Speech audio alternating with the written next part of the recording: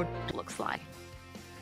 Morning glory, America. Bonjour, hi, Canada. I'm Hugh Hewitt. That was Kamala Harris making no sense whatsoever, but that was the 60 Minutes interview. I got a lot to do in this first segment. We've got Hurricane Helene. We've got Hurricane Milton. We've got the war in Israel, the war in Ukraine, and Kamala's word salad. So I needed to find someone to open today's show because I can't do it myself because Clase gave up a 3-run home run in the ninth, which never happens, and it's now 1-1 with the Tigers.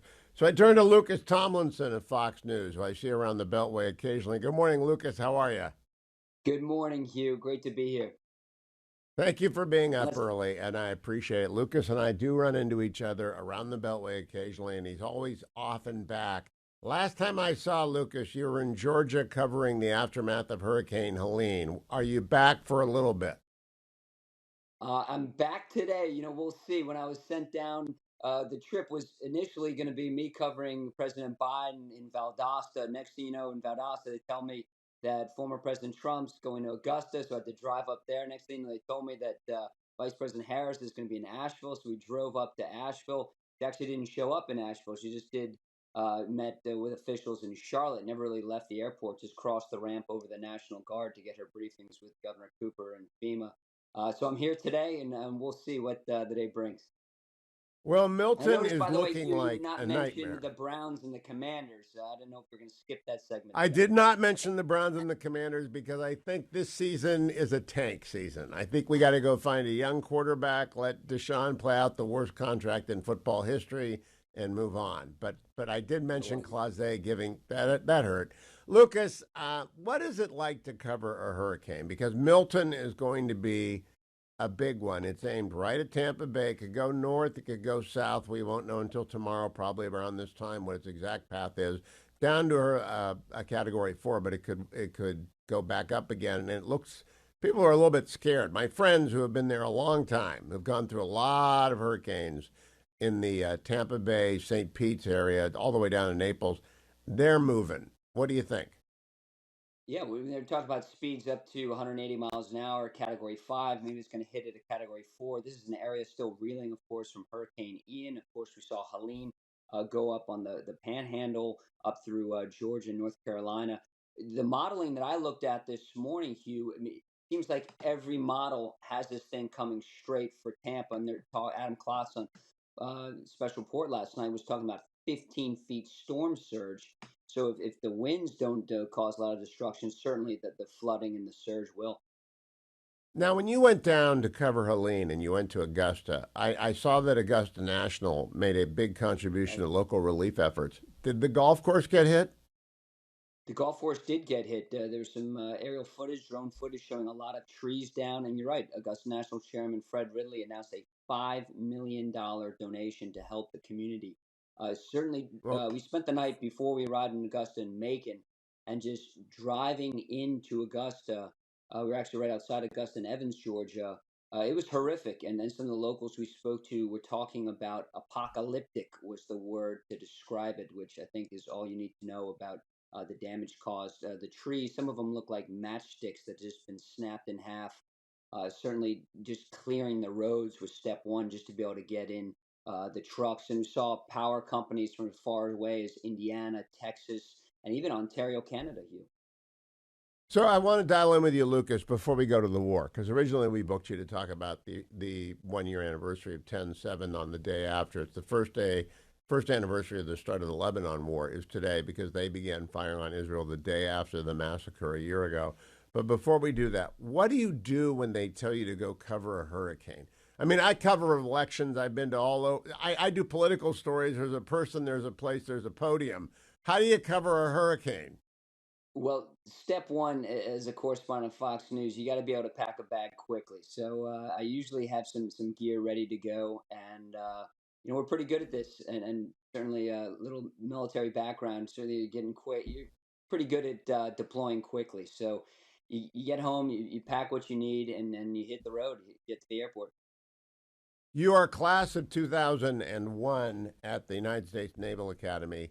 So you're a classmate of my son-in-law. I don't think you know each other, but I'm curious whether or not you know anyone who's involved in the task force that is deployed to the Gulf, or the new one, the Truman, that is headed to the Med.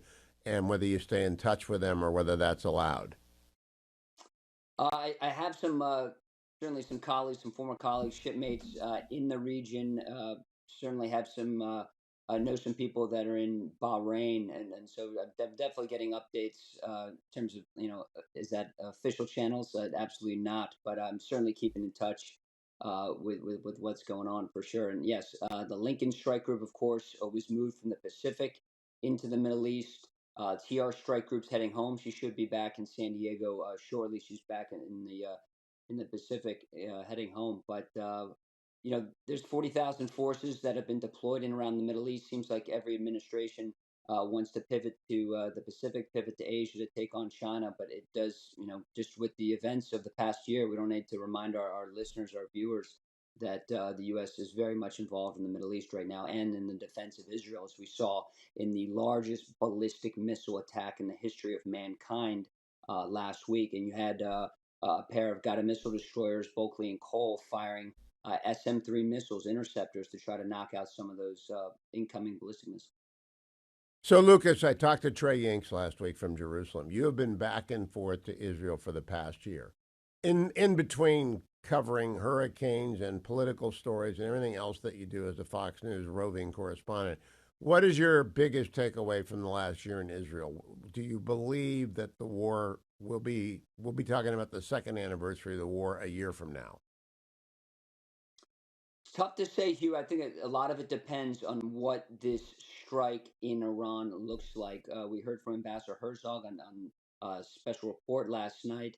He said they're still in the planning stages, still going through targets. There's some debate about whether the Israelis will go ahead and take out some of those nuclear facilities at Natanz and Fordo. Certainly, those are defended by air defense systems. The Iranians do have the ability to shoot back. We saw back in 2019 when that drone was shot down in the Persian Gulf. Or do the Israelis take out oil facilities, oil terminals? Certainly, there's big choke points along the coast. Of course, that would drive up oil prices, gas prices, and it's not clear. I was talking to some officials yesterday about this. Hugh, actually, would President Biden has said publicly he does not want to see the Israelis strike those oil facilities. And I said, does that have to do with the price of war? And officials say that, excuse me, the price of gas. And officials say that's certainly one of the reasons the Biden administration is not on board with that. Well, oil has gone up to $80 a barrel. I'll cover that in the next segment. But focus with me for 1 second on the nuclear sites. I talked yesterday at length with former President Trump about whether or not Israel can target the Iranian sites. He said they get a free one. They have the right to return. They got to return volley. He doesn't know what their targeting is, obviously. Neither do you, neither do I. How many nuclear sites are there in your estimate that they would have to hit with volleys of missiles or F-35 strikes, provided that they can refuel and they get support from the United States, that would be significant to setting back their nuclear program? Well, there's about a half dozen sites at least that have these enrichment tubes, if you will, that's enrich uranium. And we just heard from the UN that they're as close as they've ever been to obtaining a nuclear weapon. And as you've seen with the Biden administration's handling of the Ukraine war, dealing with a nuclear adversary is very different than dealing with a country that does not have nuclear weapons. It's just a whole different ball game. Certainly, the Israelis have the ability to take these strikes. In fact, we saw just over a week ago when the Israelis launched that daring strike against the Houthis in Yemen. That distance, Hugh, is actually farther than it would be for the Israelis to strike in the interior of Iran. So these are all questions and mission planning that the Israelis are going through right now.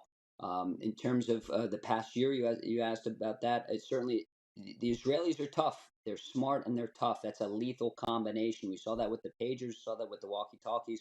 We saw that with dropping more bunker busting bombs than the U.S. Dropped on Iraq during the invasion in 2003 to kill Hezbollah's leader Hassan Nasrallah.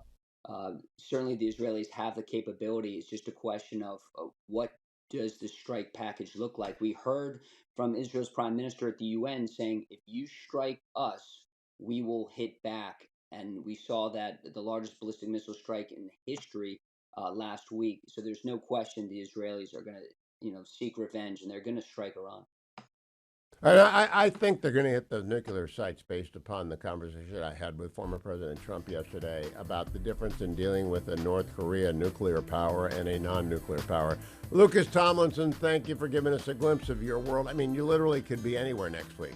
You could be back in Ukraine. You could be in Israel. You could be in the middle of Hurricane Milton. I look forward to hearing from you again. I appreciate your getting up with me early this morning. Lucas Tomlinson of Fox News. Thank you, Lucas. Welcome back, America. I am Hugh Hewitt. Thank you for joining me on this Tuesday morning. Maybe you haven't recovered yet. Maybe you haven't seen it yet. Kamala Harris sat down for an interview with 60 Minutes that she deeply regrets this morning. It may have ended her campaign. It was so inane. It was so vacuous. It was so substance-free.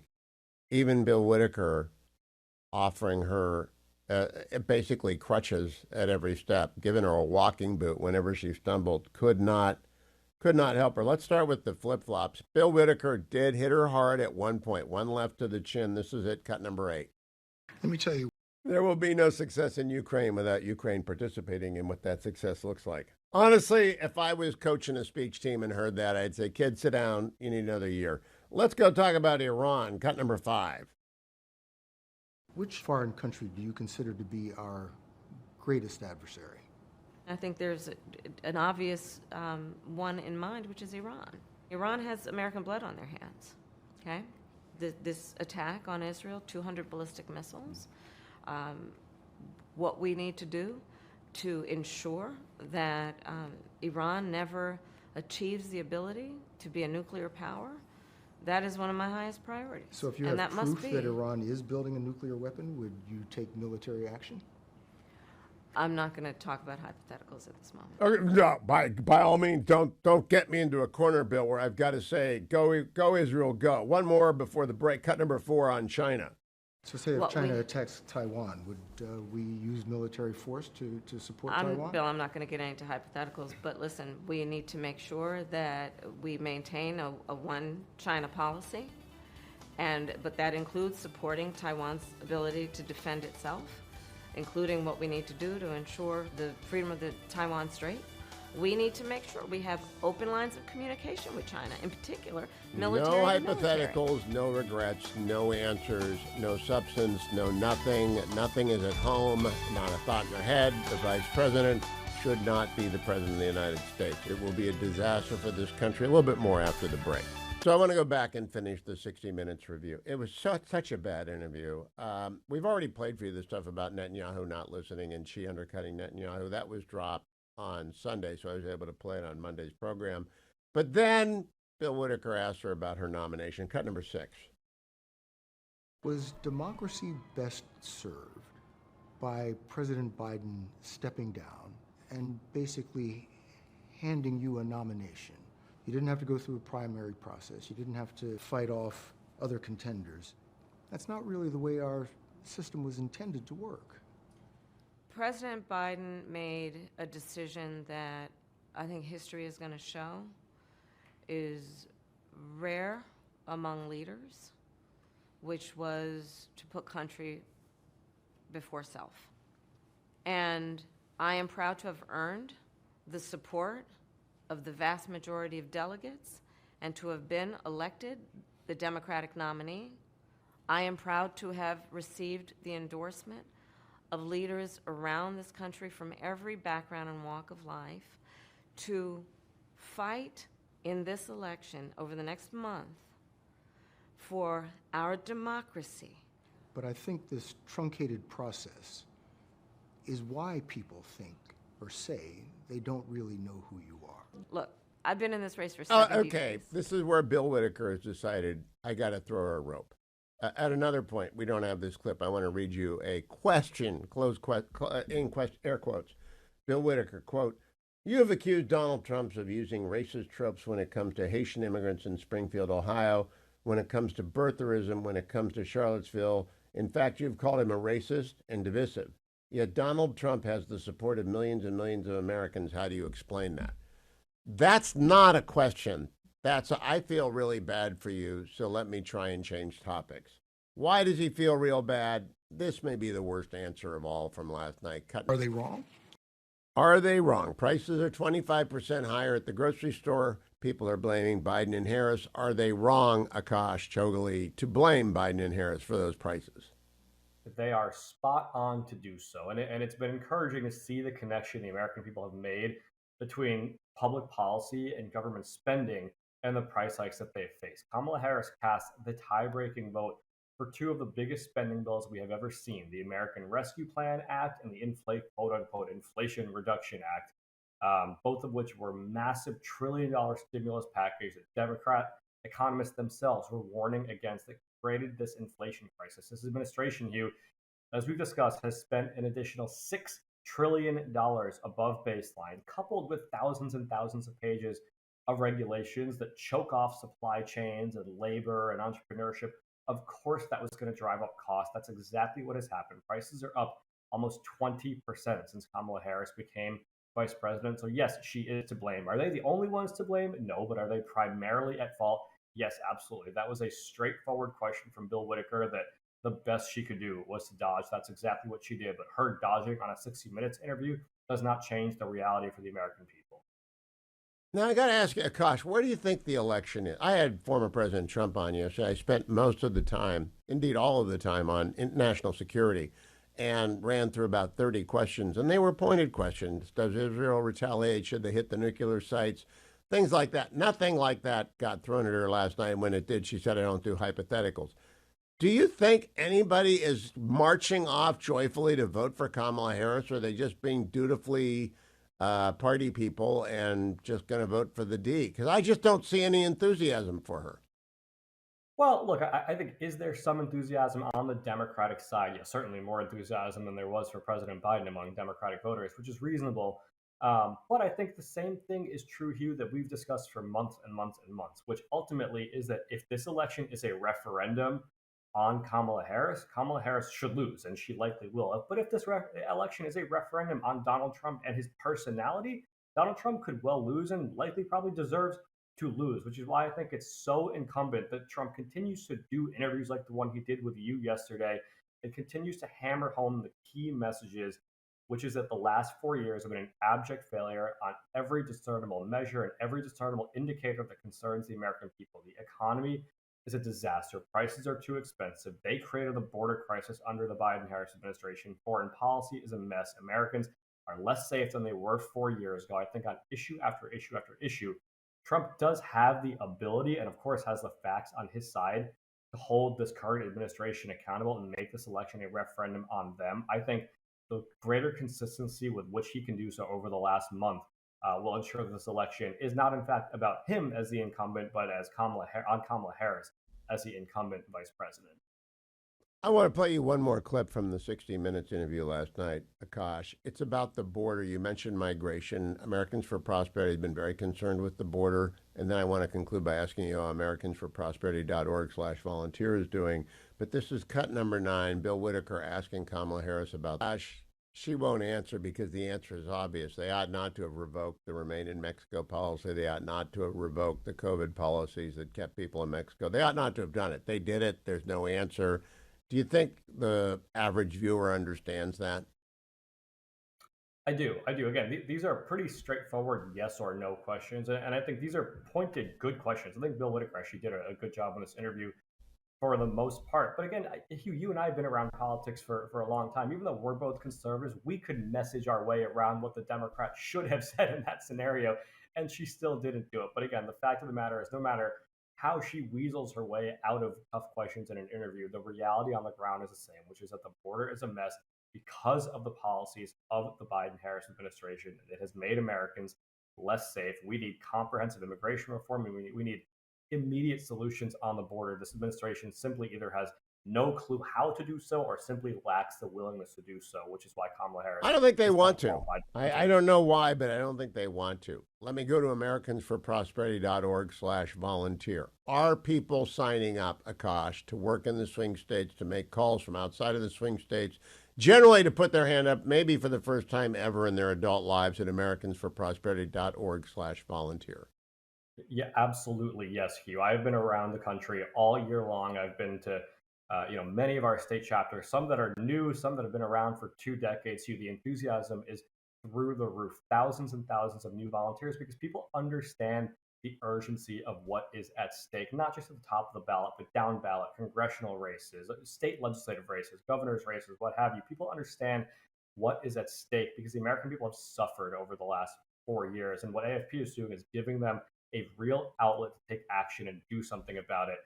But as you and I know, Hugh, Election Day is the beginning, not the end. And that's something, again, that people understand with AFP when they get on board with us, that this is a long fight that starts on Election Day, doesn't finish. Akash, good to talk to you. Akash Chagoli, always a pleasure. Remember, AmericansForProsperity.org. Let me turn now to the market report. I mentioned that oil is skyrocketing as people are afraid of a wider war in the Middle East. Israel is going to strike at Iran. We don't know what they're going to target, whether it's the oil platform, the nuclear sites, the IRGC headquarters, or all of the above. But oil markets are turbulent. West Texas is up to $75.50 per barrel. Brent crude is at $79 per barrel. It touched over 80 briefly yesterday. Gold is at $2,660. If you want to diversify and you want to, the market was horrible yesterday. It was down across all the indices a lot because people were diversifying and moving into things like bonds and gold. If you want to buy gold, you call our friends at AmFed Coin and Bullion, AmericanFederal.com, or 1-800-221-7694. 1-800-221-7694. Nick Grovich might answer the phone. He's got 4 or 5 people who work the phones with him. They talk to every customer to assess their needs. They walk you through the process. If you want to buy, you've got to get cash in their hands before they do that. They don't do the float. They don't let you buy on credit cards. They have a commission structure. They tell you exactly what it is. It varies by how much you're buying. And if you're selling gold, they are honest. They are fair. You know what the market price is. They'll give you their discount on that, their commission on that. All you have to do is call to get it going. 800-221-7694.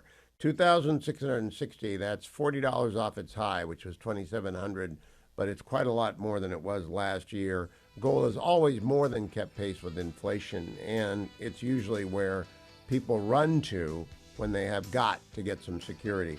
David Drucker of the Dispatch joins me now. David, good morning to you. Did you watch 60 Minutes with Kamala Harris? I did. What'd you think? I mean, look, I didn't think it was a disaster. I thought some of the answers could have been sharper, more pointed. Obviously, political partisans on one side or the other are going to be happy or satisfied depending on how she answered. But again, I thought it was a case where, I mean, is she like Muhammad Ali in these interviews where she's, the form and the skill and the finesse is pristine? No, but is she good enough that she ought to be doing more of them because it would help, put her in a better position to win the election? Yeah, she ought to do more. And again, in that case, there'd be less attention on any one interview that might, or might not be mediocre. I have to disagree with you, David. I hesitate to do so, but rarely have I been so unimpressed by the inability to come up with an answer to a question that was so obvious, which is this one. It's about grocery prices. Cut number. All right, translate, David Drucker. Pretend you're AI or Siri. What's that mean? Yeah. Well, I don't know what the UN Charter participating means, but the other part of her answer was actually very direct, and it was an example of how in many cases she's not direct, where she said she would not meet bilaterally with Putin to deal with Ukraine, that Ukraine would have to be at the table, and that she's not interested in ending the war. She's interested in winning the war. That's something you don't hear that often from Democrats. It's a very clear contrast with Trump. And it's one of these topics, very few, where she's been very direct and understandable, as opposed to a lot of the spinning we get on some of these other answers, including the answer we just discussed previously, where she got one part of it correct from a political standpoint, but, there were all these other things attached to it. So, I mean, that's how I looked at the Ukraine answer. David, I spent 27 minutes yesterday with the former president, probably asked him 24 questions. As I said before the break, the former president always answers the direct question and then often goes off onto a different subject. And then I have to come back and get him back to my outline because I want to know my questions. I don't really want to talk about what I already know he knows. Maybe the audience does. Kamala Harris is almost the exact opposite. She doesn't answer the direct question except in the most roundabout way. How do you think this race is going to shake out in the next 30 days, given those two very contrasting styles? Yeah, listen, Hugh. Look, I'm traveling in Pennsylvania right now. I'm going to be on the road almost every week, not every week, through election day, and I just think this thing is really tight, right? I mean, each candidate has different vulnerabilities. Kamala Harris can't always answer a direct question, and voters are left wondering if they know what she believes, and if they figure out what she believes, will they like it? Donald Trump answers sometimes questions you don't even ask, and it leaves voters wondering if they like what they heard, and they end up suspicious about what he'll do beyond the things that he says he'll do that they like. There are all these other things he says he'll do that it doesn't sound very good to them. And so both of these candidates sort of come at this from different directions. But every piece of data we're seeing, every thing we're getting from the ground is that it's just close. Both sides feel good, but cautiously good for different reasons. Both sides feel like the other side has, a fatal flaw. It's just will voters end up in that place? So it is just tight, and maybe that changes next week or the week after. But right now, we don't have indications that that's changing. In your reporting, in your talking to people, does anyone bring up the vice presidential debate? I've always said vice presidential debates don't matter, but I'm beginning to wonder that maybe the contrast between J.D. Vance and Tim Walz might be a coin flip push here. What do you think? Well, Republicans bring it up in that the Republicans that have brought it up to me have said that they thought J.D. Vance did a better job of describing Trump's policies than Trump sometimes does. And it could be because of those tangents that he'll go off on that distract from the policy. And when Democrats bring it up, they mention the topic that was discussed at the very end of that debate about whether or not the senator was willing to acknowledge that Joe Biden won the last election. So each side kind of retreats to what's comfortable. But I haven't talked to anybody yet that felt like it was an earthquake of an event. I agree with you that in a race this close, anything could possibly move the needle. We don't have indications, at least at this point, that the vice presidential debate was any more consequential than previous vice presidential debates. Now, let me conclude this way. I think J.D. overwhelmed Tim Walz, and Tim Walz is a liability now, in the way that Sarah Palin came to be a liability for John McCain. And every day we're going to see less and less of him. But in Pennsylvania, this is J.D.'s ground. It's my ground. It's Selena Zito's ground. We know Western Pennsylvania intimately well. Are you staying in Philly, which is a different state, or are you going out to the western part of the state, or are you doing the whole thing? Hugh, I was in with a colleague. The two of us were in Pittsburgh yesterday. I'm waking up in Erie today. We're headed to Cambria County, which is Johnstown, then up to Luzerne County and the Lehigh Valley. And then finally, we will finish the week in the Philadelphia suburbs, a real key battleground in this state. And again, I think that what I'm finding so far, but it's just the beginning of the trip, is this campaign is all about the people at the top of the ticket, and whatever Democrats believe about Senator Vance's vulnerabilities, whatever Republicans believe about Tim Walz's vulnerabilities, and they both have vulnerabilities, but they're different vulnerabilities. This conversation is really about two principles, as it usually is. Again, that could change, but that's where things are. But we're traveling the breadth of the state because we want to try and get a complete picture of both Trump country and Harris country and everything in between. I hope you go to Camp Notre Dame up there in Erie. That's where I would spend my summers. It's run by the Gannon College guys, and it's a fabulous. Erie's a fabulous place. Enjoy your trip, David Drucker. Thanks for spending a couple extra minutes with me. Enjoy your traveling through the Keystone State. Too bad you can't get over to the hot dog shop in Warren, Ohio. Stay tuned, America. Byron York joins me. He of the Washington Examiner and Fox News fame. Good morning, Byron. How are you? Good morning, Hugh. Did you watch 60 Minutes? I watched 60 Minutes, and by the way, I also listened to Call Her Daddy. So, okay. Now, I did not listen to Call Her Daddy. Why don't we begin with you telling us what happened on that, what it is, and what my audience needs to know? Well, Call Her Daddy is a very, very popular podcast, and it is directed at young women. And it was this podcast was in Kamala Harris, I believe, talked for about 40 to 45 minutes with the hostess of Call Her Daddy, and which is a lot longer than she spent with any other interviewer. And it was mostly about abortion. So she was just kind of hitting it over the fences every time about abortion. Obviously, the host of Call Her Daddy said at the very beginning, I've got a huge audience, and I try not to get too political because I don't want to divide my audience. But this is so important that I'm going to get political and divide my audience, which is what she did. So I don't believe there's anyone who's going to vote on the issue of abortion or life, however one chooses to determine, who hasn't already made up their mind, right? That's right. So is this an exercise in turnout? Yeah, probably so. I mean, I think we're entering that phase with both campaigns. Trump is doing, as always, is doing some interesting things. He's going to California, and then he's going to go out to Colorado to visit Aurora.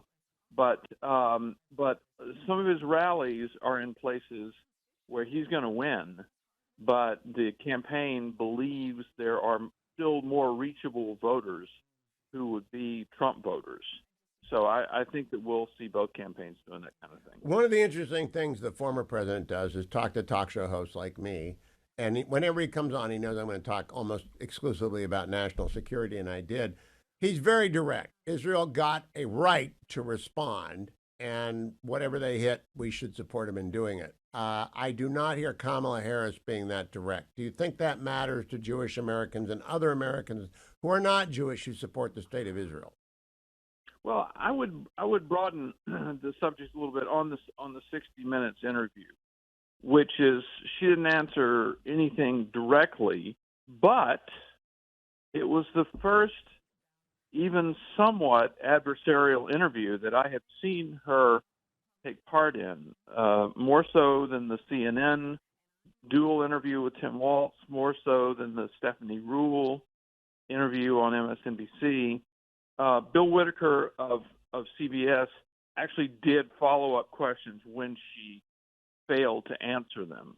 And I thought, first of all, I thought it was just a disastrous interview.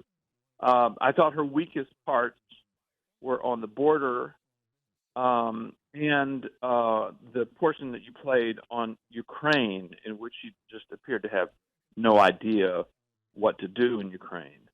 And didn't even say, well, I know what to do in Ukraine, but I don't think it's a good idea to talk about it. Didn't even say that. I do think it was a disastrous interview. David Drucker didn't want to say that, doesn't agree with us. But why? I have my own reasons, because if you repeatedly don't answer a direct question on the stand, people think you're a liar. I'm not sure if that's true on television, but do you think it is? Well, I think the questions were very clear, and again on the border, Whitaker's basic thing was, look, he kind of asked it diplomatically, saying, I, Bill Whitaker, I've covered immigration at the border for a while, and I know this is not a problem that just popped up when you became vice president, but there was an enormous historic flood of illegal border crossers when you did become vice president. And Trump yesterday, one of the few domestic questions was, what about the $25,000 for new home builders? And Trump said, that'll push up prices $100,000. I don't know if that's right, but they're going to go up at least $25,000. She doesn't know anything about economics, Byron. I mean, does anyone think she knows what she's talking about on economics? No, I think the issue here is just giving people stuff. I mean, that's basically her entire program, which is to give the taxpayers more government transfers with which to pay higher prices, which I think most people would say is going to lead to higher prices. Because obviously, if the government gives somebody $25,000 to buy a product, the price of that product is going to go up. I mean, there's just no doubt about it. I mean, look at what happened with student loans and college tuitions. So but that's the bulk of her program. It's the expanded child tax credit, which, by the way, Trump and Vance, or certainly Vance, want to do. And it's the $50,000 to start a small business, and it's the $25,000 That makes to no buy a sense. home. That 50, I have no idea what that means. Byron, let me ask you about the inside workings of turnout. We've seen North Carolina, Eastern Tennessee, Northern Georgia, and a bit of Southwestern Virginia savaged. I haven't seen any follow-up on what that does to voting. Asheville, of course, is a dark blue dot in the middle of a red sea of the mountain people. Any idea on what this does to voting turnout and availability of machines? Has anyone reported on that yet? Well, I mean, the obvious thing is it's going to hurt it. And the Trump campaign is quite concerned about this. And I believe, and it could be today, the North Carolina legislature is going to be addressing what are the things we can do to make sure people can still vote, even amid the devastation that we've seen in the western part of the state. So I don't know exactly what they are going to do, but it is actually a real concern. And, and as you know and have been reporting, it also hit Georgia. It also hit South Carolina. There are also all sorts of other places. But this is the worst in terms of people literally not being able to get around. And they don't have internet. Even if they wanted to do internet voting, and I'm not sure they do, they don't have, I guess they have Starlink now, but that raises all sorts of problems. What about now? Well, let me go to break for a moment. I'll be right back with Byron. I got to ask him about Florida and the vote that will be impacted there almost certainly by the arrival of Hurricane Milton tomorrow night or Thursday morning. Milton is going to crash in somewhere on the Florida coast at least a hurricane level 4. Again, DeSantis is pretty good at this. They've dealt with this before, but what about turnout? What does Team Trump need to do, and what do they think? And then I got to ask him about Michigan, because the story this morning on Kamala Harris's problem in Michigan is pretty significant. Byron, when Milton crashes into Florida, they'll still have 3 weeks before the election. Hopefully people have left in great numbers. Do they expect them to come back in time to vote? That's unclear, because we don't know what's going to happen. And Ron DeSantis was on Fox News just a few minutes ago saying, look, it's projected to kind of hit right toward Tampa, but it could go north, it could go south. We don't know where it's going to actually hit. Hurricanes have changed course in the past. So I don't know. They do have some time. There's a lot of election day voting in Florida, so perhaps they can make this happen, but it's got to be a big worry.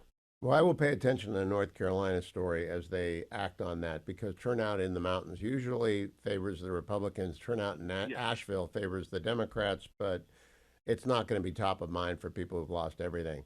Let me turn to the story in the New York Times. The Mideast war threatens Harris in Michigan as Arab voters reject her. Before President Trump came on the program yesterday, I had done the Arab Institute polling research. They say it's 42% Trump, 41% Harris nationally among Arab Americans. And I asked him why, and he said, because I'll bring peace back. What do you think is going on here, Byron? I don't entirely understand what's going on, but I do think there are two things about Michigan. One, this is a very hard story to split the baby on. I mean, you might as well just advocate what you think is right, because there are groups that you're not going to be able to mollify. The other thing, as far as Michigan is concerned, is that I think if Trump wins Michigan, it's going to be because of electric cars. I really think it's because you've got one candidate who clearly wants to phase out internal combustion cars as quickly as possible, and everybody knows that. When she says she doesn't want that anymore, no, they know that she wants it. I agree. Let me close by asking you about the Tim Walz, J.D. Vance debate. I think if any vice presidential debate ever mattered, that one did, and that it might have a marginal impact on a lot of different people. What do you think, Byron? Yeah, I was actually there and talked afterwards to Chris LaCivita, the co-chair, co-manager of the Trump campaign. I said, well, what do you think was the key moment in the debate, and he said the first 20 seconds.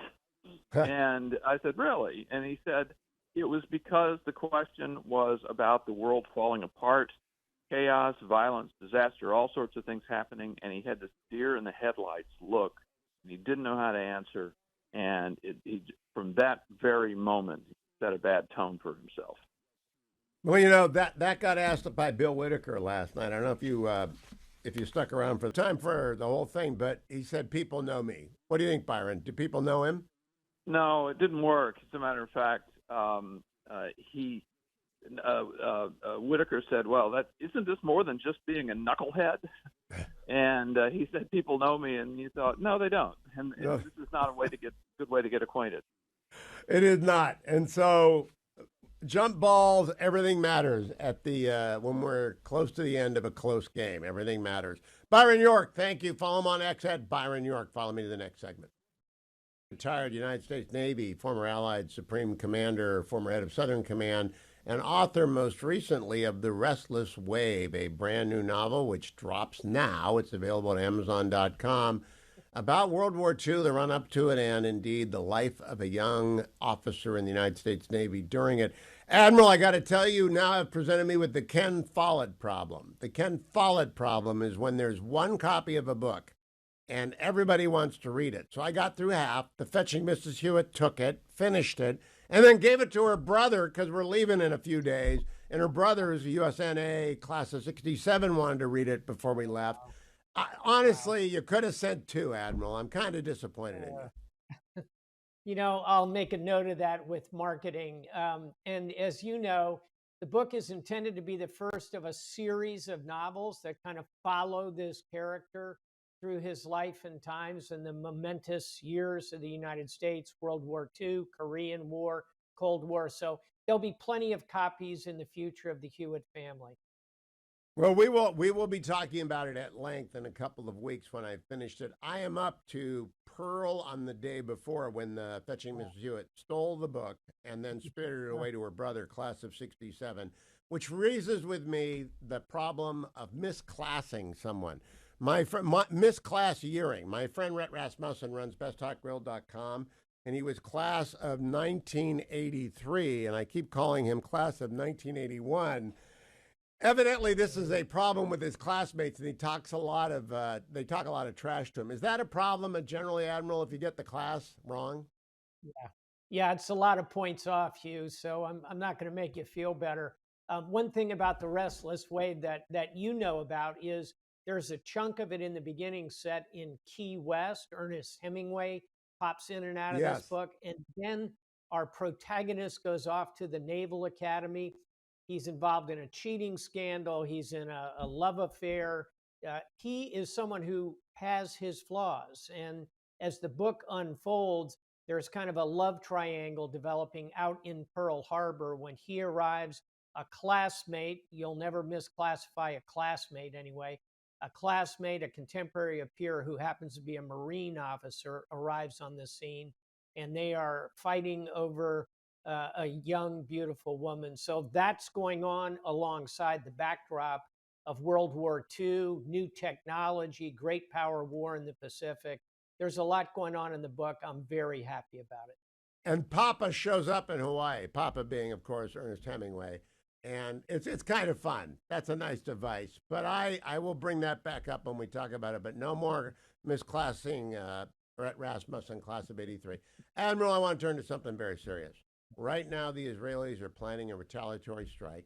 Yesterday on this program, former President Trump said they are entitled to one. Entitled, not necessarily bound to do it, but entitled to one. If they go through, let's imagine for a moment that Joe Biden says, help them any way you can. What would that mean in terms of the Lincoln Strike Group and any other assets that we have either in Qatar or throughout the region? If the president said, help the Israelis strike back, what would the United States Navy do?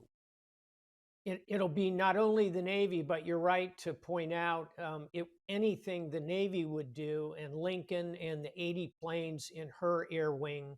But alongside that would be a significant ground-based Air Force effort coming from principally our big base, Al Udeid, out in Qatar. You'd see special forces involved alongside the Israelis. You'd see cyber, offensive and defensive. We already do a lot of this. There'd be massive intelligence that would focus like a laser on all of the targets in Iran. A lot of that happens routinely, as you know, Hugh. But if the Israelis decide to really go big with the strike, and the U.S. decided to throw all in with them, it would be all hands on deck, not just the Navy. It'd be Navy, Marines. You'd see special forces from the Army, the Air Force, obviously. It would be a very significant effort.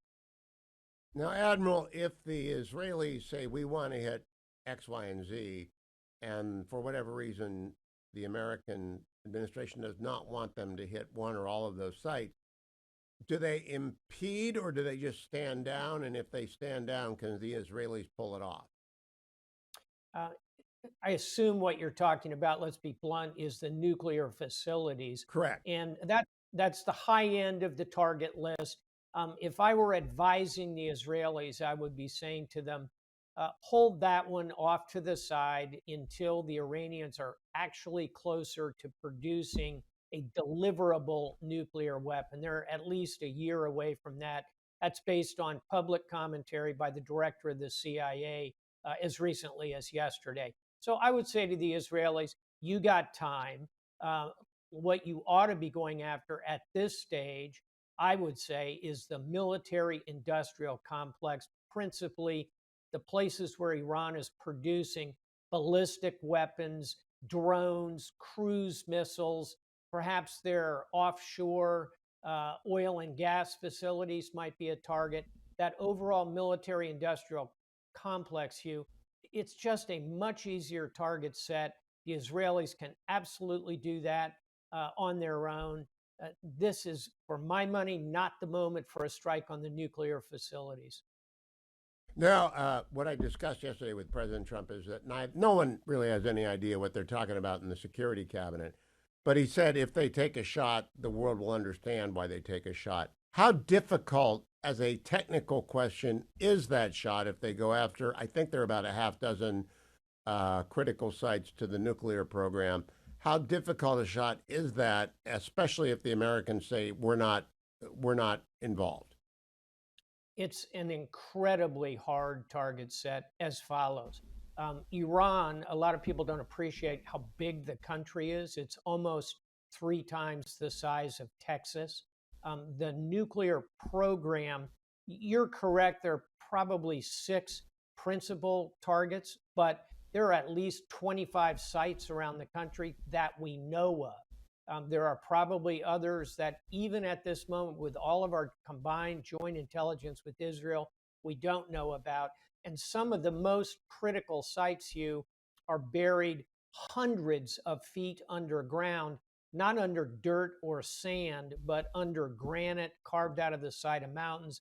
Think the U.S. Cheyenne Mountain, where we have our nuclear command and control facilities outside of Denver and Colorado, near Colorado Springs. Very, very hard target set. Again, my counsel to the Israelis, there are plenty of juicy targets you can go after. Let's see what happens with the Iranian nuclear program. Ultimately, if you're going to take that program out, you really want to do that with the U.S. No, Admiral, I don't know of any open source. I'm inquiring as an open source matter. Do the Israelis have cruise missiles? Oh, yes, absolutely. They have cruise missiles, ballistic missiles, sea launched and land based. That's what I was getting at, the sea launch. I know they have a submarine fleet. I did not know if they had submarine launch cruise missile capability, and if they did, can they get them close to Iran? Because it is an enormous country, and people think of Tehran. Tehran's in the east. There's this incredible western part. I don't know where the nuclear facilities are. This is a targeteer's nightmare, I think. It absolutely is. There is a great deal of this on open source. There's an excellent article today in the New York Times that describes in some detail the complexities of this strike. I think it's popular to say, yeah, let's go after the nuclear sites. if you really get your head into it, even at an unclassified level, you see how challenging the target is. Final thought, this is at least 1,000-mile flight, much of it across contested airspace into the heart of Iranian air defenses. Their air defenses are not great. They're kind of C plus, but they're S-300s. They've got some aircraft that could get up and fly against the Israelis. So you've got to put fighters in this strike. It's not a strike you can just do with the Israeli capabilities of cruise missiles, which are not at the level of the United States. So it's got to be manned aircraft. It's a long flight. It's contested. You're going to lose some planes and some pilots. Maybe some hostages emerge. Again, go after the easier target set would be my military advice to my Israeli friends and colleagues. Last question, Admiral, because you're sitting there with a backdrop of New York City behind you. You must be up at the foundation.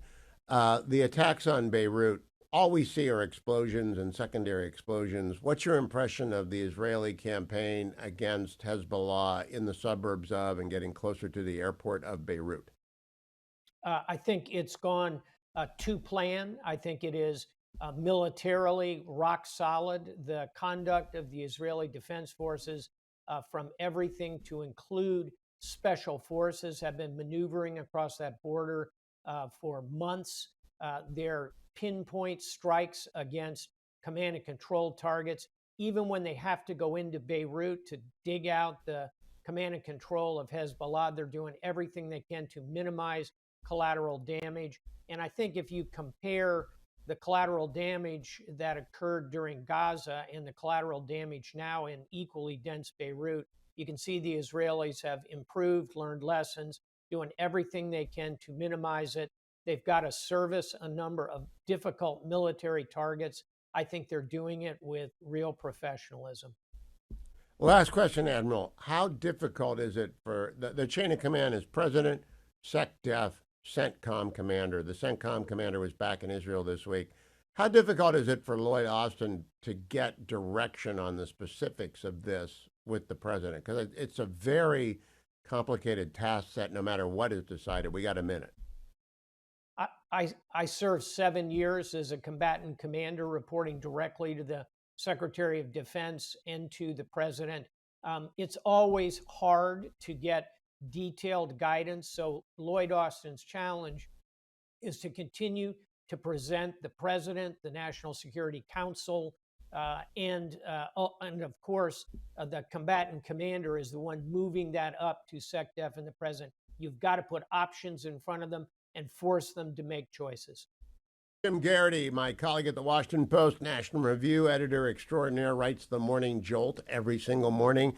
Jim, did you get a chance to review Kamala Harris on 60 Minutes in the Morning Jolt this morning, or were you still despairing over the Jets as I am over the Browns?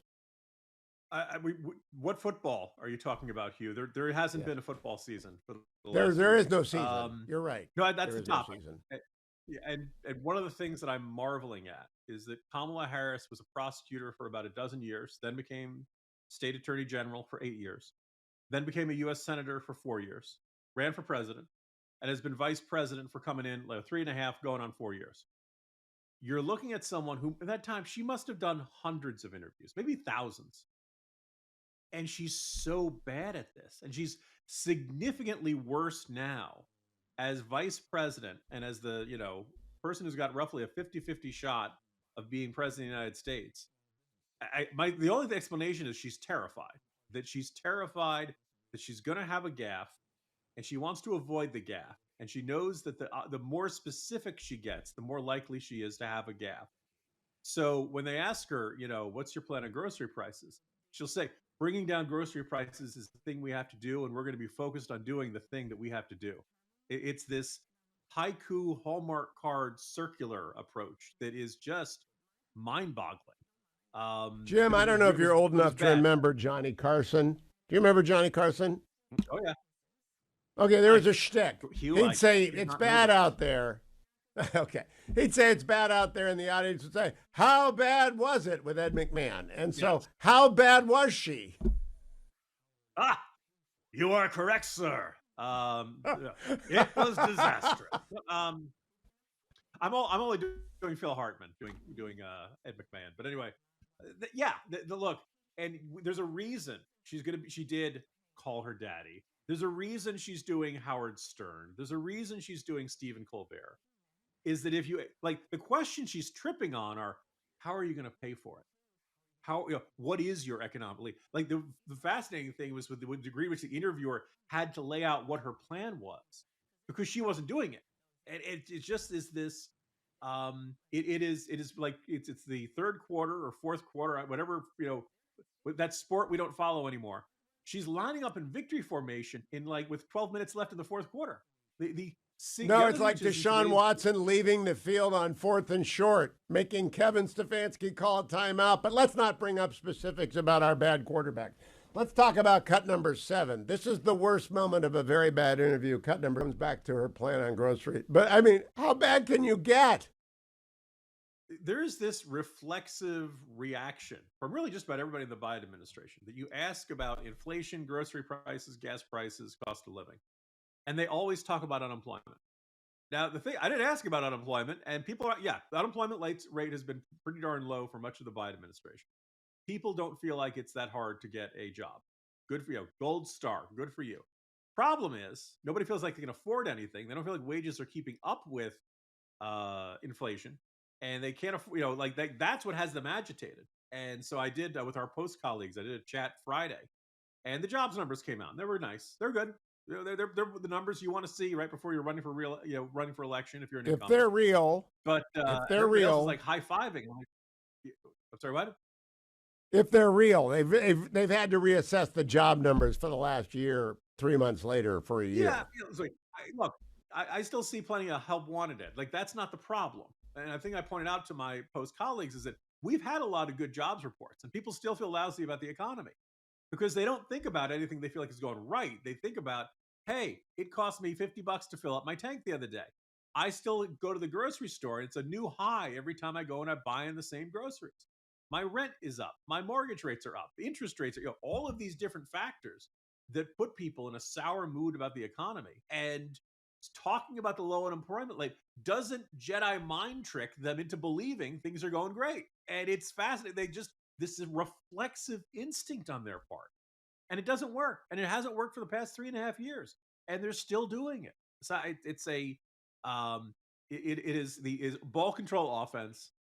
It is try to avoid mistakes and coast along on not being Trump, and maybe that's going to be it might work for them. I think the fact that we're now in October, you have 7 states that matter. You have 7; all of them are within the margin of error. Yeah, Harris can win, but she's got very little margin for error. I want you to tell me what you think, if you have any idea, the impact of Helene is on North Carolina. Tennessee is a red state. Virginia is a purple state, but it's going to be blue because the folks in southwestern Virginia may be flooded out. Georgia, I don't know that it makes that much difference. They weren't as badly hit. But what about North Carolina? The mountain people vote for Trump, and the Asheville people vote for Harris. Yeah, I don't expect this to be dramatically changed from the numbers we would have expected to see, but it could affect it on the margins. And it's very easy to understand if somebody's just had their house washed away and their place of business has been shut down and they're still deep in the recovery stage. Maybe people got bigger issues on their mind than showing up to vote. Now I know that everybody in those states is going to move heaven and earth to make sure that some of the polling places washed away. But they're going to find the replacement options and stuff like that. But if I were the Trump campaign, I would be nervous about that. And the second thing I'd be nervous about is the degree to which the Trump campaign has effectively outsourced the get out the vote operation to Turning Point and one of Elon Musk's PACs and groups like that. You don't have to look too hard to find Republican veterans of presidential campaigns who are like, these guys are untested. We just don't know how well they'll perform. And I imagine. Do you remember how Orca failed Mitt Romney in 2012? Orca was highly. Stuart Stevens designed that thing. They paid, rather than do an off-the-shelf GOTV, they invented their own, and it failed within the first hour. So get out the vote. Usually, I just think it could be a catastrophe. But I really don't know how to guess the impact because Asheville is a deep blue dot. like Laguna Beach of Orange County in the old days, a deep blue dot in the middle of a Red Sea, but the Red Sea and the deep blue dot have been washed away in an epical event. Byron York tells me that the North Carolina legislature is meeting today to come up with something. I don't even know what you would come up with, because you're right. When you've lost everything, you're not really thinking about voting. Yeah. Now, the good news is that this happened now and not like a week before Election Day. So they have, the remainder of the month to try to work something together, whether it's, mobile, doing it out of a van, or some other, moving into, buildings that have come through intact. But no, that's and also, like, look, we have this other hurricane bearing down on Tampa. It's going to cross. I'm supposed to do editors with Charlie Cook today. Charlie's in Jacksonville, and so far it sounds like things are okay. But I don't know whether the hurricane in Florida might affect. God hoping it's not that bad. But these two hurt. Look, we've seen Superstorm Sandy come along and play a big factor in the 2012 election. Hurricanes have been known to come along and look, when you've just dealt with a devastation and a natural disaster, does turnout drop like a stone? No, but it does. Probably some people who might have been inclined to vote might have just other stuff on their plate at that moment. So I wouldn't be surprised. Very if we last saw question, all of these Jim. southeastern states. Yeah, sure. I've been asking everyone. I want to get your assessment. J.D. Vance and Tim Walz, vice presidential debates typically don't matter the moment they're done, after the spin room closes. But I think maybe this one, on the margin, favored Trump. I just think that J.D. came off very good in this. What do you think? Yeah, on the margin, sure. Oh, Vance won solidly. As I mentioned, there's two big moments for a vice presidential candidate in a debate. One is the convention speech, the other is the debate. Vance hit it out of the park both times. And I think what was most interesting is, like, the bloom is off the rose for Walz. And yesterday I wrote something and I realized this is the second time. The rose is like the parrot in Monty Python. That rose is dead. Yeah. This is the second time in 8 years that a nice guy from a relatively blue state named Tim has been the vice presidential nominee, went out on stage. Every Democrat was expecting him to rip him, and really kind of flopped and really was not. I went back and I checked the coverage of Kaine and Pence. There were a bunch of Democrats who were really depressed and bummed and felt like he didn't take it to them. Now, the interesting thing is that, if I ask people, what do you remember from 2016? I have to remind, like, Hugh, off the top of your head, did you remember that Tim Kaine was Hillary Clinton's running mate? Yeah, because I covered that debate down in Southwest Virginia, South Central Virginia, for NBC. But you're right. Everyone thought, why didn't Tim Kaine show up? Yeah, basically, you think back to 2016, people remember Trump in the primaries, Trump's you'd be in jail, the needle on the New York Times website, all kinds of stuff. People generally don't remember Tim Kaine. And so the good news for Tim Walz is that if Kamala Harris and Tim Walz lose, people probably won't blame him. I don't think you can say he's been a decisive factor in this year's race. But also, I don't think anybody's going to be like, oh, we got to nominate Tim Walz in 4 years. I think there will be a sense that he'll be free to go off. And if he wants, I think he's term limited up as governor. He'll be free to continue his career, but nobody will be coming around saying, oh, wow. Done. Do you know what they're going to say about Tim Walz? They're going to say one thing about Tim Walz. They wish he'd been named Josh Shapiro. That's what they're going to say. Well, that's the other. Yeah, that is the. Like, I have been beating this drum, and I don't mind beating this drum and arguing that Kamala Harris really botched the first and most important decision, because all the polls in Pennsylvania are neck and neck. Would Josh Shapiro automatically guarantee that she wins? Probably not, but he would. Look, you've got to figure he is more popular in that state than Taylor Swift.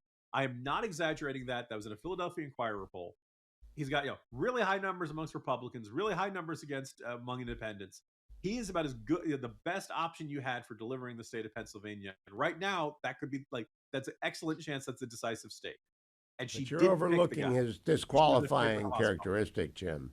He was disqualified because he's a Jew. They were afraid because it would upset all the Israel critics, who, by the way, didn't show up for the convention in Chicago. Like, we were, it's crazy. Yeah.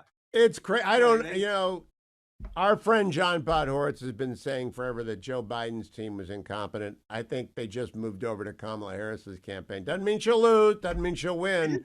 Just means, by and large. Yeah. It's the same Jim industry. Garrity It's the from same National industry. Review, always a pleasure. Thank you, Jim. Follow him on X at Jim Garrity. Brett Baer, anchor of Fox News, special report every night at 6 p.m. on the Fox News channel, joins me now. Good morning, Brett. How are you? Hey, how are you? I am great. I want to begin with the hurricanes. Byron York informed me that the North Carolina legislature is meeting today to do something about voting in the mountains and in Asheville. Do you think that storm is going to have an effect on the margin one way or the other for either of the candidates in North Carolina? I think it's possible. I mean, there are communities, I don't know what the numbers are, but, a significant number that would be, north of 10,000. If you're looking at a race where last time Trump won by 74, any little bit will make a difference.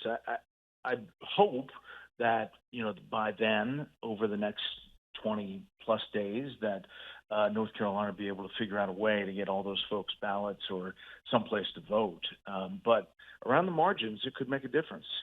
Now, Asheville is a deep blue dot in a big red sea. So I don't have any idea. I'm just wondering if anyone from the election desk has told you if it's a net plus or minus. Right now it's about a wash because you're right. Asheville in the center is a Democratic area, but those mountain communities and a lot of those counties around there are Trump country.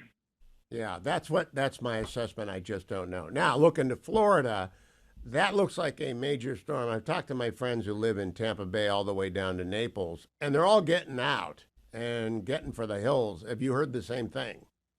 A lot of people are. If you're not on the water or you're somehow positioned, you've been through storms before, there's an inclination to try to stay. But I think there's a pretty good sense that this is a different kind of storm, and people are starting to get out of the way.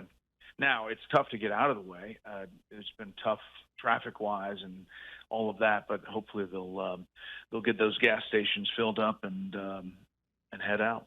Aside, Brett, I don't know if you saw this. John Daly lives up in the mountains of North Carolina somewhere. He lost everything, including all of his trophies. Did you see that story? I didn't. I haven't, and I know him. I should call him. Yeah, it's like the Greg Norman fire story, where you got one of these great figures in golf, and their house, in Norman's case, it burned down. Here, I think it flooded out. You don't get a second United States Open Cup. I think Daly won the Open once. British. Yeah. And the PGA. PGA, that's it. So, Brett, now the other ones. Yesterday, I talked to former President Trump for half an hour. Last night, Kamala Harris was on 60 Minutes. It occurs to me that the contrast, you've talked to both people. President Trump answers the question that is posed and then goes on, sometimes to a different subject set entirely. Kamala Harris doesn't answer the question at all and rounds around at the end to kind of touch back at. They're completely different interviews. Have you noticed this? Yes, 100%. And, one is you do get something on the question that you asked, and then there's all kinds of other stuff. But the other one, you have to redirect to the original question, which I think Bill Whitaker did pretty well. I want to play for you the number one. I think this question is the way moderators ought to ask questions or interviewers. It is cut number 9, not number 9, cut number 7. This is Bill Whitaker talking to, loans or tax deductions. I think that there's, these pillars that she tries to hit, but not fully get around the answer. To me, I'm not now nor have ever been a Democratic strategist. I would blame supply chains disruption, and we had to spend the money, which may have added to the money supply, but it is easing, and we will work on it. But let me go to the last story with you, Brett. New York Times this morning. The Mideast war threatens Harris in Michigan as Arab voters reject her. That's a headline in the New York Times. Yesterday, I asked President Trump about the Arab American Institute, which has him up 41% nationally among Arab Americans in the vote. I'm surprised by the Arab American Institute poll. He wasn't. His analysis was they want peace. What do you think is going on here? Yeah, I do think that there's a pushback on Biden-Harris, and I don't know how much, but how they've dealt with things to kind of tiptoe through the tulips has not worked. to kind of have it both ways. And, I'm not sure Trump is the pure beneficiary, but if they don't vote or they vote for somebody else, he will be in a place that's very close, like Michigan. Well, that Arab American Institute, that's a stunning number, 42 to 41%. I would never have predicted that. Have you ever seen anything like that? No, I haven't. And I really want to take a look at that because I think it could be indicative of what is starting to happen. I mean, listen, I think these polls, we're going to find out, in 20 plus days that whether the polls are, soft on Trump. And maybe there's 2-3 points. If that's the case, I mean, you're talking about a big electoral win.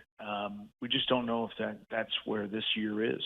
Yeah, the turnout model, I'm not, and nor have I ever been a pollster, but I do not envy them coming up with a turnout model. Brett Baer, good to talk to you. We'll be watching you tonight at 6 p.m. on Special Report because the Guardians are not playing tonight. Unfortunately, they played last night and they lost. Emmanuel Clase giving up a 3-run home run. Never happens, but it happened last night. Thank you, Brett. Talk to you soon. Hey, America, I want to remind you I'm going out on the road with my friend Gallagher and a couple other people on the Battleground Talkers Tour. Head over to battlegroundtour.com, battlegroundtour.com if you want to be a part of that, and I think you should want to be a part of that. When we come back, I'm going to talk with you about J.D. Vance on Newsmax yesterday with Greg Kelly, trying to get the senator from Ohio back with me before the end of it. Actually, we have time to play it now. Cut number 19, J.D. Vance last night. Honestly, Greg, you're so nervous. You're just trying to say something that isn't too dumb and doesn't embarrass your running mate. I definitely think we were able to get some good shots in. And the strategy that I took, Greg, going into it was I wanted to prosecute the case against Kamala Harris because, whatever Tim Walz's views are on the topic of the day, it doesn't matter. Kamala Harris is the one who's actually at the top of the ticket. And she's the one who's run from her record every single step of the way, from banning fracking to defunding the police to opening the southern border. She has flipped on every single one of her major policy views over the last 3.5 years because she knows that Donald Trump's policies and record were popular and hers is unpopular. So she's trying to run away from her own record as quickly as possible. I just wanted to tie her to the truth, tie her to reality. And the moment, Greg, when I realized things had gone very well, is that when I saw my wife right after the debate, her face just lit up. She can't lie to me. It's one of her great character traits is that she just is impossibly truthful about everything. And, she definitely made it obvious to me when I saw her that she thought I had done well. And that's how I knew things had gone well. What's interesting, if you listen to the Ruthless podcast, JD had workshopped that answers with the fellows. He'd gone fishing with the fellows in Michigan the couple of days after the debate, and he had workshopped the answer about how I knew it went well.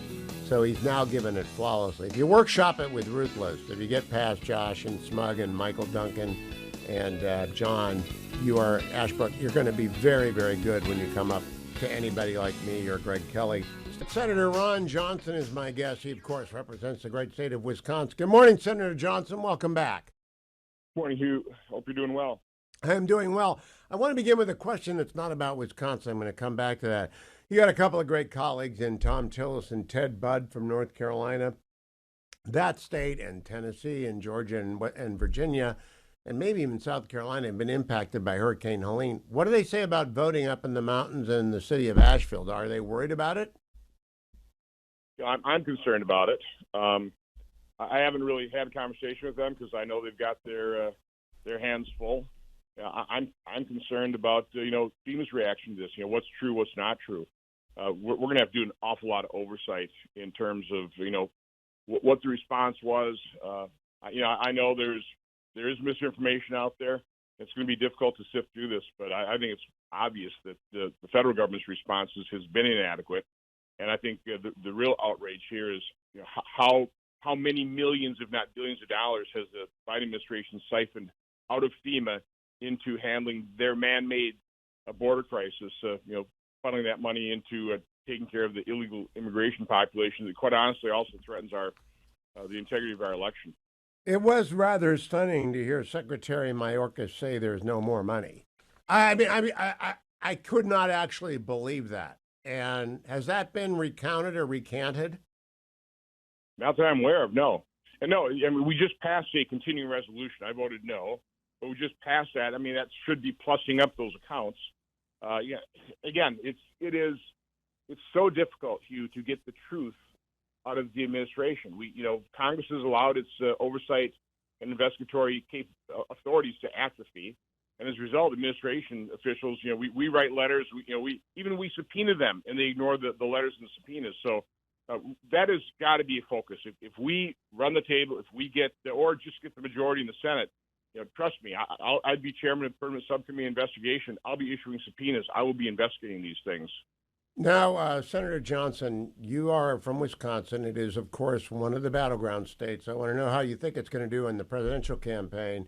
I talked to Derek Van Orden yesterday. He's pretty confident, but it's a last-minute deal, and people are surprised by Eric Hovde, but I think he's using the Ron Johnson model, which is work, and go everywhere. What do you think of Eric's campaign? Well, that's exactly what you have to do. It's after the Walker loss in 2018. Reince Priebus and I did a post-mortem on that. And I think the most important part of that was we allowed 30 Assembly Democrats to run unopposed in 2018. So we started supporting Assembly Republican candidates. Now we pretty well have a candidate in every one of those seats. What I've just been doing since we're in recess here, I've been barnstorming all over the state doing fundraisers for Assembly candidates. I called it trickle-up elections. If you have Republicans on every line of the ballot, they're going to get out there. They're going to campaign. They've got their campaign workers. They've got their second, fifth, and 15th cousin coming out voting for them. Sometimes pretty low propensity voters, but if you're going to vote for one Republican lower on the ballot, you're going to vote for other Republicans higher up on the ballot. And yeah, Eric's doing what you have to do in Wisconsin. Democrats have it so much easier. They can mine most of their votes in Milwaukee and Madison. We have to go all over the state, all the small towns, and get our votes from those small towns. But at the same time, by showing up, that just shows people how much we care about them. This has been a sea change in politics. Now it's Republicans that are viewed as representing the working men and women of this country. And that I think will be the change. And quite honestly, President Trump has been key to that really tidal shift in our politics today. Now, you've run 3 times and you've won 3 times. Does it help to be in a presidential year, or does it hurt in Wisconsin to be in a presidential year for a Republican running for Senate? I would prefer not running in a presidential year because I think you probably have a less turnout from the Democrats. Although, I was non-presidential year last time in a narrow race against Mandela Barnes. What I keep saying to you, that race and this year too, I don't know how bad it needs to get, but in the sane world with an unbiased media, these elections wouldn't even be close. We'd be wiping Democrats off the field here. But we have an insane world, and we have a highly biased media. And that's really what we're running against. We're really not running against Democrat opponents. We are running against the media. We are running against our education system. The radical left has infiltrated every institution of this country, and that's what conservatives, that's what Republicans are running against. Senator, I had President Trump on yesterday for 27 minutes and probably 24 questions. Very interesting stuff, very provocative stuff, especially about supporting Israel if they strike Iran. And a left-winger went out and said he was doing eugenics, which is nonsense. He wasn't doing eugenics at all. And that lie took off among the left. It's kind of crazy, and I think it's infiltrated one of the major news organizations. It's just a lie. It's incredible how this works. So, Hugh, let me tell you a story about President Trump because he has been lied about. I saw him at the Dodge County rally on Sunday. My cousin is suffering from lung cancer. And I mentioned that to President Trump. He signs a hat, your 2 dentists fight. Donald Trump is so incredibly concerned about my cousin, asking me everything about him. This is a man who genuinely cares about people. He didn't have to sign that hat. He didn't have to take out that time. He didn't have to show that level of concern. But that's who Donald Trump truly is. That's why I say if you spend time with Donald Trump, you cannot not like him. And it's so galling to see how he is portrayed by the Democrats, by the left-wing media. It's just so unbelievably false. But let's face it, their entire campaign is just based on lies and falsehoods. The Federalists ran after the debate 25 lies that Kamala Harris told. But again, when you're never going to be challenged by the mainstream media, you're not going to be fact checked. You can prepare for a debate by, showing or practicing how to smoothly spew lie after lie after lie. That's what the Democrats have. They've got lies. We have the truth. Well, Scott Pelley last night complained that former President Trump did not do 60 Minutes. I wouldn't have gone near 60 Minutes in 100 years, given the edits that they do. And Bill Whitaker asked some pointed questions of Kamala Harris. He propped her up a couple of times. But let me play for you the number one cut that I played this morning. Cut number 7, Kamala Harris and Bill Whitaker talking about prices. So she didn't answer the question, but it's a words. The UN Charter participate. What does that even mean, Senator, to you? Yeah, that is a classic word salad. No, that is absurd. The problem is every day that goes by with that war continuing to rage, the settlement's going to get worse and worse and worse because more Ukrainians die, more Russian conscripts die. I take no joy in that. More Ukraine gets destroyed. This has been a disaster for Ukraine. I love the Ukrainian people, their desire for freedom. What the Biden administration has allowed to happen. Again, Putin never would have invaded under Trump. This war should have ended within a few weeks with those negotiations in Istanbul. But the fact this thing has raged on, that America has spent billions adding fuel to the flames of that fire, I think it's just a tragedy. It's got to end. The war's got. I'm not going to like the settlement, but every day that goes by, it's going to get looking worse. Last question has to do with Iran. Yesterday, I asked former President Trump, what about Israel and Iran? And he said they have a right to retaliate. And he's right. Do you think Joe Biden will assist the Israelis in doing so against Iran, or will he hold them back like he has so often over the course of the long last year? No, he's going to hold them back. What we should do, the U.S. should arm Israel with the bunker-busting bombs and the refueling tankers to allow them to deliver those things in a highly visible method or way, so that Iran is on notice that Israel will take them out, because certainly under Biden, the U.S. will never act. So no, Biden will restrain Israel as it's restrained Israel in their fight against Hamas and Hezbollah. I agree. Senator Johnson, good to talk to you. Back to the campaign trail. I appreciate you taking time to check in and give us a sense of where Wisconsin is and the country. I always appreciate talking to Ron Johnson. If we get the Senate back, those will be some mighty important investigatory hearings. There's a lot to ask about the failures of Biden-Harris. A lot to ask. Let me remind you, if you've missed any part of the show today, because I did a lot of interviews today with Lucas Tomlinson and Akash Chogali and David Drucker and Byron York and Admiral Stab, Jim Garrity, Brett Baer, and just now Ron Johnson. We'll put it all over on my YouTube channel. Just go to YouTube and Hugh Hewitt, and my morning monologue on the 60 Minutes Meltdown. I use YouTube for a reason. A lot of people are driving to work this time of the morning, and they hear a portion of, but not all the shows. I'm not so in love with myself that I play the whole show on YouTube and nothing else. No, I segregate it, so if you want to hear Ron Johnson, you want to hear my monologue, you want to hear Drucker, you want to hear York, you want to hear Bear, you can find it at YouTube, my Hugh Hewitt account. Please subscribe to it, like it, give it your rating, give it your comments. I read that. If you're a member of the Universe, I read your texts. I read them all every day. When you get mad at me and when you don't, when you want me to answer a question and when you don't, I read the subtext, but you got to join the Universe to be a part of that. So, warning everyone in Florida, please watch that map. That is going to be a big, big hurricane, Milton. I'm joined now by Ty Lassiter, your CEO of KeyCityCapital.com/you. My 4 disclosures. I'm an investor in Key City Capital with my wife. Number 2, we read the prospectus, and so should you. Number 3, you can't possibly get into the fund that I got into 2 years ago. And number 4, get the prospectus and read before investing with Key City Capital. Ty, I talked to Stephen last week, and I want to get to the tax benefits of investing with you. But first, I'm going to repeat the question I asked him. What do these storms do to the rental markets in the states where they are, and have any of the Key City properties been impacted? Yeah, there's been Key City properties minimally impacted this storm. 2 years ago, we had a large portfolio that was heavily impacted. One of the things that's really impacting the real estate market in Florida after the hurricanes happen is insurance. What we're seeing is many homeowners, either one, they are buying a home all cash and they're not insuring their property anymore, or two, they can't afford to buy. And that's where, and they can't afford to buy because their lender is going to require them to have insurance that they just can't afford. And that's where our portfolio is really positively impacted. We've got a product there in the Florida market that benefits that specific demographic.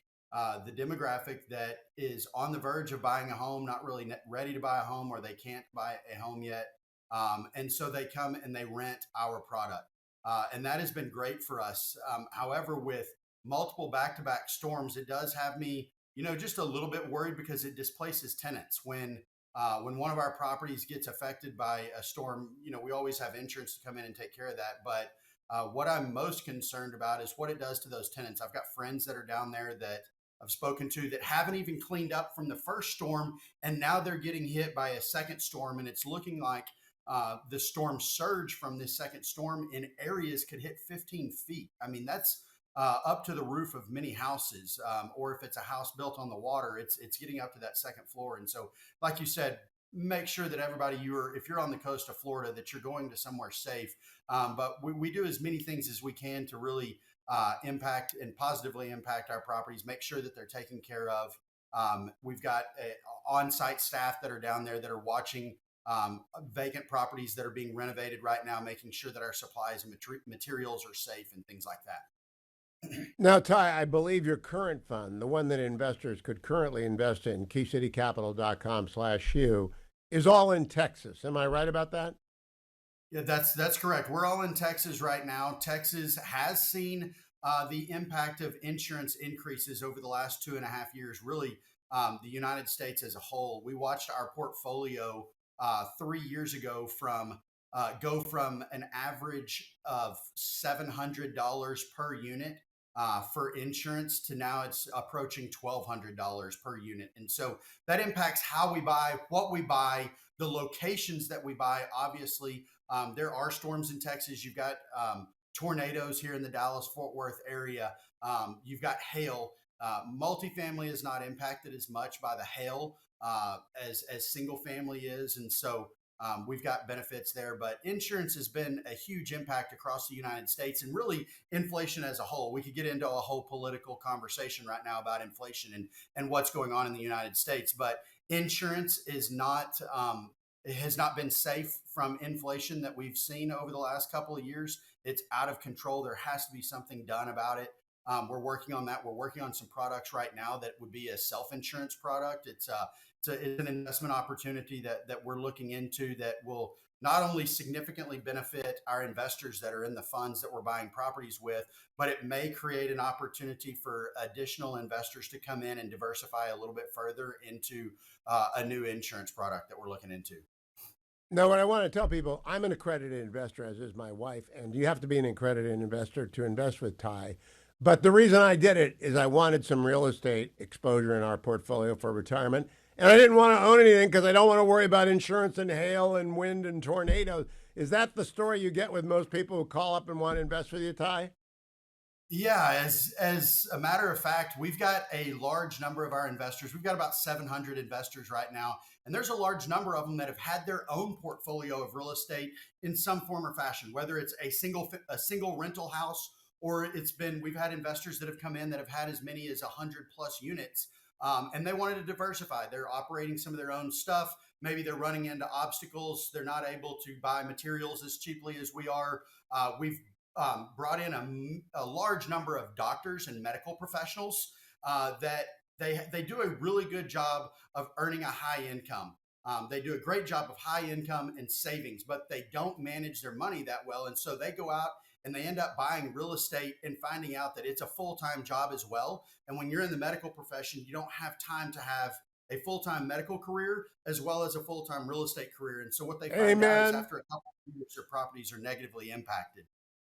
That's why I tell people, if you want some real estate exposure in your portfolio, just go to keycitycapital.com/Hugh. Get the prospectus, read it. You got to be an accredited investor to invest with Ty and his team, but let them have the headaches.